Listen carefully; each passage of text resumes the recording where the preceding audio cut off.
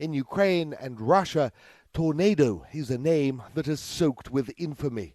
A Ukrainian battalion so murderous, sadistic and perverted that even the Ukrainian government wanted them gone. Yet, 7 years on after their arrest and disbandment, their headquarters still stands in what remains of a school. It's been 7 years since Tornado spray-painted this insignia onto the walls of their school. It was shut down soon afterwards. The kids couldn't come back to what they had turned this place into, a torture pit full of misery and pain. But much more recently, just 2 weeks ago, another neo-Nazi volunteer battalion was also stationed here, and that is Azov. They also defiled the walls with their own insignia. You can argue which is worse. Azov nationalists butchered thousands of civilians in Mariupol, but Tornado, they were so much more revolting, say even Ukrainian officials. When the Tornado commanders were detained, their mobile phones were seized. There was some scary footage on those phones, footage of sex orgies and rape. There were rapes of underage girls. No one will ever know precisely how many people they murdered, tortured and raped here. The court case against Ruslan Onishenko and his henchmen consisted of 80 tomes and more than 100 witnesses and victims. But that is believed to be only a fraction of them, as locals told me. Сюда заводили людей, шахтеров, тех, кто ехал на смену, брали с остановки, снимали и везли сюда. Это по рассказам людей, какие здесь побывали. Ставили на колени, спрашивали, почему не служите, кого вы тут ждете и все остальное. А кого искали? Именно. Искали, кто ничего вы не служите, им надо, чтобы кто-то служить пришел. Сепаратисты типа. Вы что, референдумы проводили, вы тут сепаратисты. Здесь у них пыточная была, по рассказам. Сюда заводили, ставили на колени и все остальное. Происходило здесь, в этом помещении. Люди выходили с синяками, побитые, а некоторых людей вообще не находили.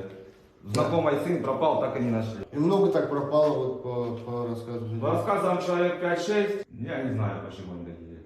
Бендеровцы, нацисты. At its inception in 2014, Tornado was formed from the remnants of another disgraced Ukrainian volunteer battalion, Shakhtersk. A quarter of the volunteers who formed Tornado were convicts. As they grew and recruited, that percentage only increased. There were a lot of them with prison tattoos. Convicts can easily be recognized by their behavior. We were picked up at the bus stop. I didn't have my passport with me. They checked us, some were released, but some were not. As a result, I was on my knees in my former school. They tied my hands, I stood like that from 6 a.m. to 8 p.m. One of them would come up and point the muzzle at my neck like this, and pull the trigger. This was once Onishenko's quarters, turned into a dump, a trash pile by the Ukrainian troops stationed here. Now, safe, still unopened. Bear in mind, though, that Onishenko was arrested and Tornado was disbanded in 2015. A lot of time has passed, but people still remember. Despite everything, Ruslan Onishenko, who ordered and oversaw uncountable tortures, rapes and killings of civilians, has been released from jail early by Ukrainian authorities after serving only 7 years. He and his closest henchmen are once again together and have at their disposal millions of dollars in NATO weaponry, all the guns and power they need to channel all the hate that they carry. They came to me and said, "What's up, Russian?" I told them, "Are you guys looking for Russians? Then shoot everyone here." I told them, "I was born here, I grew up here, I will die here, and you're looking for Russians?" I said, "Well, shoot me then." They were doing something in the basements. They were walking around dressed like Nazis. They were shooting at the cemetery, they had a shooting range there.